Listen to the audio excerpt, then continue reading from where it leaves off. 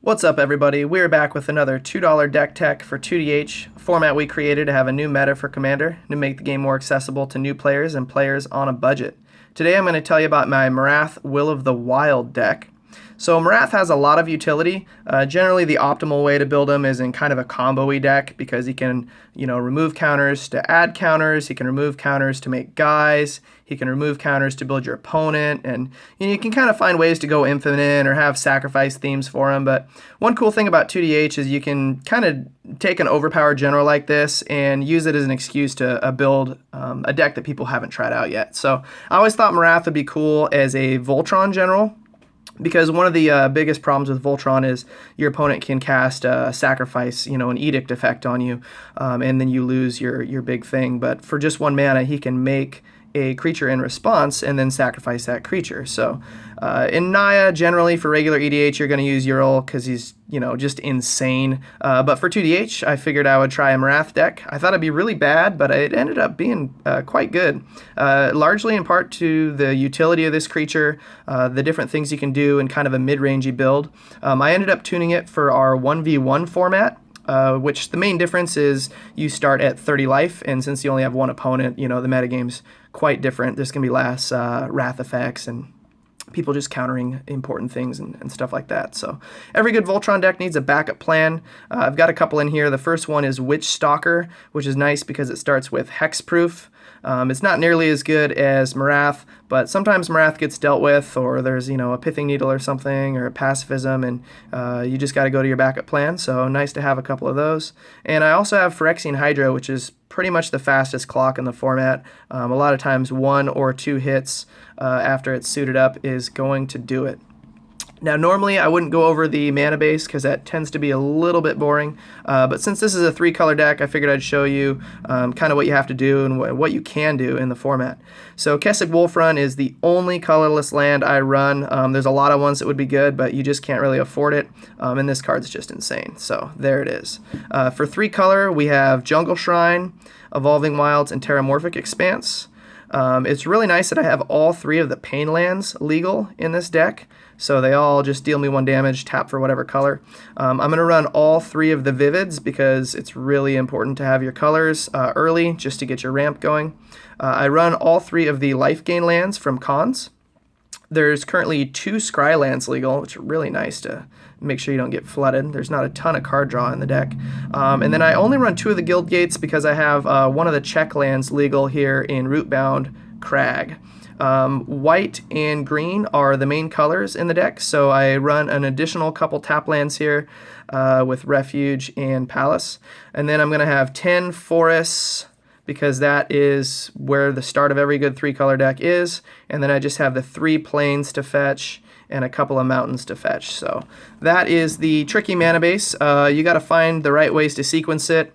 Red is just a splash in the deck. I don't really have any double red cards, so 2 mountains is usually plenty. I just need to get Marath out once or twice. So then we're going to have some of the ramp and the limited card draw that I have here.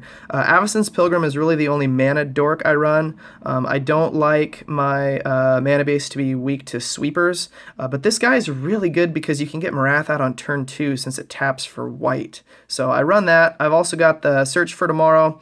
Really great turn 1. It's also nice because sometimes you can sequence some of these spells that get a land into play untapped, and you can actually do 2 ramp spells in 1 turn, or you can do a ramp spell and then suspend this. But ideally, the first couple turns of the game, I'm just getting these out. So I run a couple of enchantments that I otherwise wouldn't. Font of Fertility is pretty bad, but it's nice that you can hold the mana up and, kind of threaten to remove counters from Marath, and then instead, go ahead and sack your font and go get whatever planes you need or something. I also run the Trace of Abundance because it gives the land Shroud, and you just sort of need a critical mass of enchantments in order to make a deck like this work, as you'll see. Ordeal of Nylea is one of those really nice synergy cards. It's just kind of broken. For 2 mana, you put it on Marath, and then you swing. Not only do you get a 1/1 counter when it triggers, but you also get 2 lands into play tapped, so it's quite good. Then you got some of the more traditional ramps, Sakura Tribe Elder, Farseek, Rampant Growth, Nature's Lore, and these Signets and Talismans. Again, it's really nice to be able to do 2 of these in a turn, so trying to sequence through all those tap lands you saw And all of these spells, you sort of need a little bit of piloting experience in order to get the best value out of all these and to be able to get your clunkiness out of the way early. From there, you're going to be able to tutor. These cards are great because they get any aura. I'm going to use my auras both as my win con and also as my removal spells, which I'll show you in a little bit. I don't run the 2 enchantresses. I found that they're a little bit slow, even though they're legal. But I do run Eidolon of Blossoms because it gets you a card the turn it comes into play. Oftentimes, the first spell I cast is 4 mana anyways. And it starts with 2 power, so if you need to use this as a backup plan for Marath, it's fine on the beatdown. You can just start suiting it up and cantripping all your enchantments. Unfortunately, I lost Raincore out of this deck. It was in it when I first built it, but Sage's Reverie came out and made me feel a lot better because you're going to draw a card, and it's going to get bigger when you put this on your creature. It gets 1/1 for each aura you control that's attached to a creature, so it's going to count those pacifism type effects that I'll show you in a little bit that are on your opponent's creatures. Kruffik's Insight, pretty cool. With a little bit of deck thinning, sometimes I can get 3 enchantments off of this. And again, that's why you have to run kind of that critical masses for cards like this and Sage's Reverie. A little bit of card draw here. I got the Hunter's Insight just because it's really great value. If you're hitting for 5 or 6, I mean, you just refill your hand, and even if they start answering your first threat, you're going to be able to hit all your land drops and get going again pretty quickly. And Hunter's Prowess is just great for this deck because it gives you the trample and the buff as well as refilling your hand. I run Regrowth just kind of for the utility. As you'll see, I have a lot of powerful cards that, if they get countered or if my commander gets destroyed when they're on them, I'd really like to have them back because some of them are just super busted. And sometimes you just recur a ramp spell early and just make it happen, or you can't cast Marath for 7, so you regrowth him and cast him for 3, and then if your opponent deals with them again, by the time you have to recast him, you can cast him for 7. So regrowth is kind of like an animate dead almost for Marath. A little trickier than that. Naya Charm also has that effect on it, this time at instant speed. So you just get something back from the yard. This card is really earned its place in this deck. Dealing 3 damage to a creature, if it's like your opponent's, commander, Voltron, or whatever, you can 2-for-1 them in response to their enchantments. And then also the tapping of all the creatures. You can use it either as a fog or you can use it as a way to get through, or both. I mean, this is what a mid-range deck wants because you're not super fast, but you're not really slow and control-y. So utility is where it's at in this format, and with the 1v1 there's no sideboarding in between matches, so you need to kind of have an answer for everything. These cards are also great for that. Pacifism stops your opponent's creature from blocking you, so again, offense or defense, it's great for 2 mana. Darksteel Mutation, since there's no tuck effect on generals, you really need to run these kind of things so that you can hopefully permanently deal with something that your opponent's just getting super value out of, or their general is just so good that you just have to deal with it. Arrest stops the generals with activated abilities. So again, when I'm tutoring, I get pacifism if that's all I need, or I can get arrest if my opponent's general has some crazy stuff like Marath does. Oblivion Ring, I need just to deal with, like the control magic type effects. I mean, there's some stuff that's really strong against Marath. Generally, blue is one of my weaker matchups. O-Ring can just get rid of anything. Wear Tear can deal with enchantments as well. And I've got Rex Sage in there. So I do run a couple of answers to control magic as it's super good against me if I'm tapped out when they hit it. Winds of Wrath is a really great spell if your opponent's got an aggro deck. I mean, if you start with a Wrath effect in your opening hand, obviously it changes the way that you sequence your plays and you can play around it. It's just nice to have one of these effects. And ideally, if Marath is in play and my opponent has a bunch of, death touch blockers or something that's hard for me to deal with, I'm wiping their board and not mine for 5 mana. It can be a real blowout. I'm trying out Realm Razor. The times that I've cast this, it's worked and it's helped me finish the game. It's really nice when the control player taps out and you just get rid of their mana base, because they're going to have a really hard time kind of recovering from that if you have any kind of threat, or you just time walk them for a few turns and hit them for 4, and then when you kind of start the game over, they're at half life. So this card can be a great surprise, great blowout. It's also worth noting that if you have enough mana, you have Marath in play, for example, and a couple mana up, you can cast this, and in response to the trigger, you kill it, and then it never gets those lands back in play. So really nice. Again, this is one of those cards where if it's in your opening hand, you can kind of change the way you sequence things. There's a couple of those. I mean, the deck can kind of go a lot of directions. I've tried to make it really tight because it can be clunky, so I've dropped the curve and trying to just play the most valuable stuff. So Gorgon's Head is one of those cards.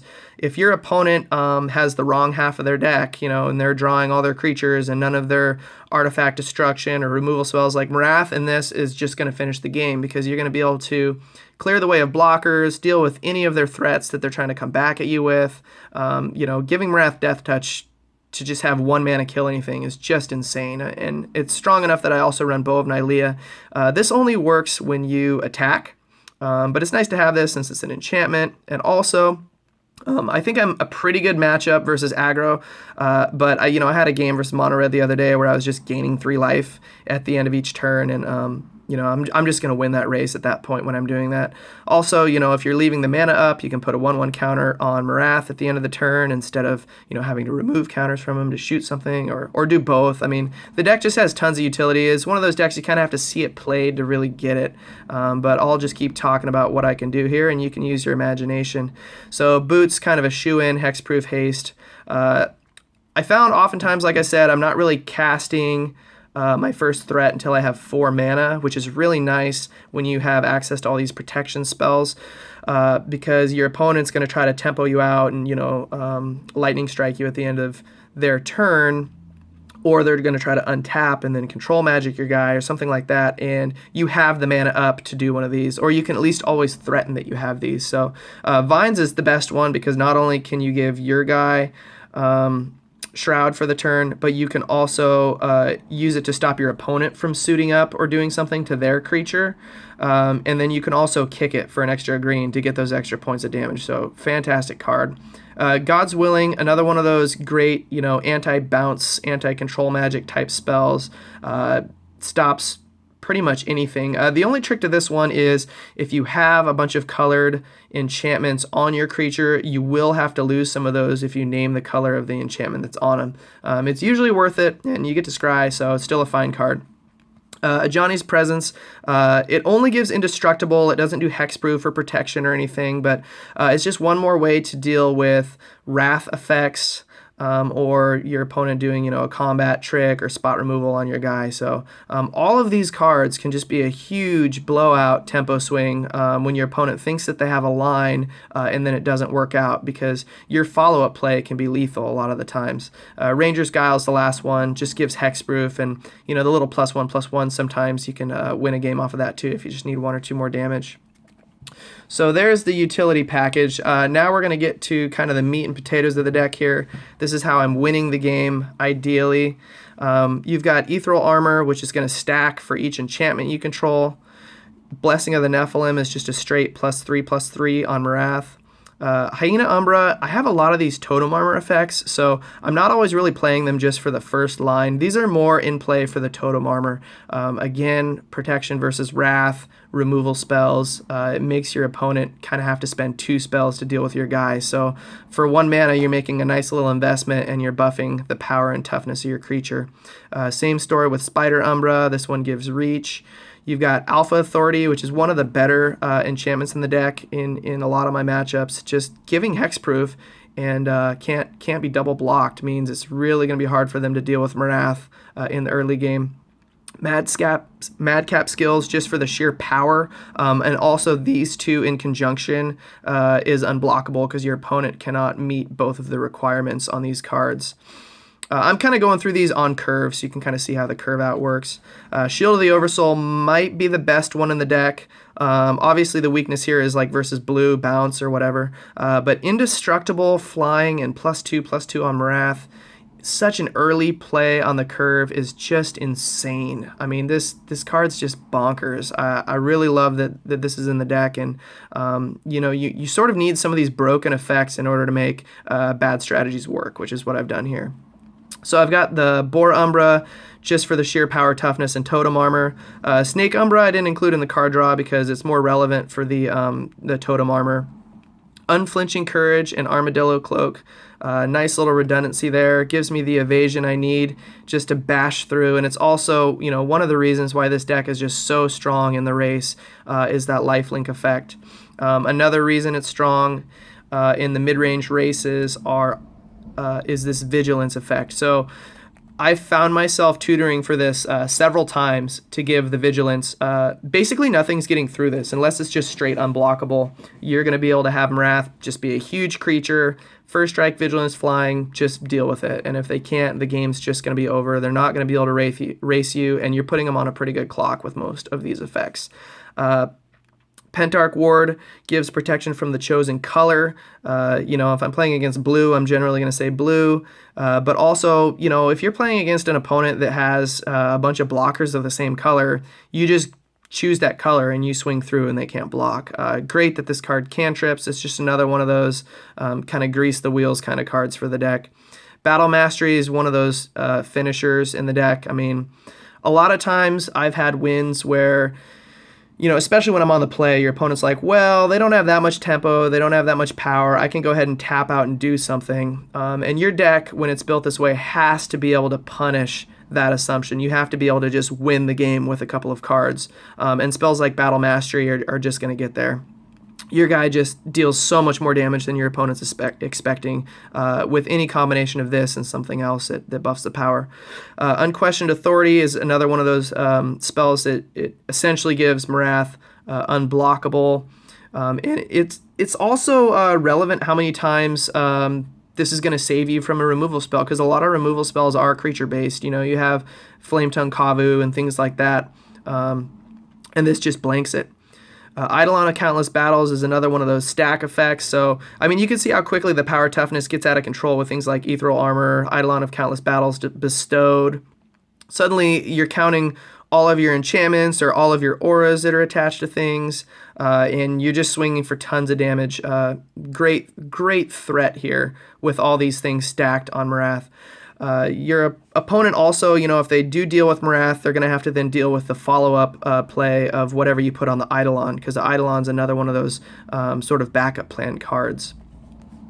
Spectra Ward, I didn't run this card for a while because I just kept thinking, once it's on my guy, I'm not going to be able to put anything else on. But, again, when you have these cards in your opening hand, you can sequence things in a certain way where you're not using it until you know it's the right time to use it. And once it's on there, protection from all colors is pretty good. If you can just play a little bit of defense and not get wrathed. Even if you do get wrathed, if you have a Totem Armor, you're just going to get there. You're going to be able to finish the game. It's another one of those finishers. So even though it's pretty high on the curve, I'm running it here. This is another one of the just absolute blowout cards of the deck. 5 mana to give double strike, trample, and +2/+2 is just a beating that your opponent sometimes can't play around or doesn't expect to happen. So those are all the auras. I've got a few other cards to talk about here as we wrap up. Citadel Siege, another one of those mid-range cards where sometimes you're going to name dragons if you're on the draw and your opponent's got his own Voltron thing going. But normally you're going to say cons. You're going to be dumping counters on Marath every turn, increasing his utility, increasing his power. It's really another one of those cards that just hoses other aggro decks because you're removing counters from Marath and not losing any tempo because those counters just come right back. So you just wipe your opponent's board, keep your threat in play, and you just pull away with cards like this. Temur Battle Rage, I swear, sometimes they print cards just for me. This is insane. Double strike and trample for 2 mana is just a finisher. You oftentimes just can't play around this card. If they have it, they have it, and you're just dead. And when I have it, it feels really good. Also in conjunction with stuff like this, this is a mid-range deck. It's not always a speedy deck, and so when you're in the mid game, you've got this plan where you're just going to become immense Temur Battle Rage, and you're just waiting for that right moment to do it. And you can just get there. A lot of surprise things. The other effect that these have is, once your opponent's played a couple games against you, they have to play way more conservatively. It's kind of like playing around Counterspell. You have to really think about what could happen if you do this or do that. And so it causes them to play poorly because they know that you could have these when maybe you just have a fistful of lands and you're hoping that, they don't try to race you. Retether is a phenomenal backup plan. When you have a 7/7 Marath and it's way late in the game and you top deck this, you are just all smiles because not only do you get to put a whole bunch of your auras back on Marath, a lot of the times you're going to hit a pacifism and pacify one of their creatures. Because it returns all the auras. It can be a drawback, so sometimes it's not as great as you think because sometimes you have to pacify your own guy. So what you do in that case is you just make a 1/1 with Marath and then you pacify your 1/1. Finally, we've got a couple other finishers here. Sigil of the Empty Throne. So when you start with this card in your opening hand, you just say, you know what, I'm just going to get to Sigil. And then once you have that in play, that's all you need because everything else is just going to be giving you these 4/4 White Angel creatures, and it's really hard in 1v1 at 30 life for somebody to deal with this effect without blowing up the Sigil. And then once that happens, boom, here comes Marath, and we're back to plan A. We've also got Cathar's Crusade, which is just an auto win. If you've never seen this interaction, basically you remove the counter from Marath to make a 1/1. The 1/1 then becomes a 2/2, and you get to put a counter back on Marath. So for every 1 mana you make, you're making a significantly larger and larger and larger set of creatures because your 2/2s then become 3/3s, your 3/3s become 4/4s, so on and so forth. So even though I didn't really build this as a combo deck, there are a couple really broken interactions that I put in here like this because they're strong enough that they're just going to finish a game on their own. And hey, why not? This is an enchantment anyways. So that is my Marath Voltron / Enchantress deck. I hope you enjoyed it. There's a lot of fun things you can do in 2DH that either isn't strong enough for EDH or you just don't really want to spend $500 trying to do it. So come check out the format. We play at Card Kingdom in Seattle every Thursday night. We're also going to be posting more deck techs. Check the links below. You'll see the Facebook group. You'll see the full list for Marath. And thanks again for watching.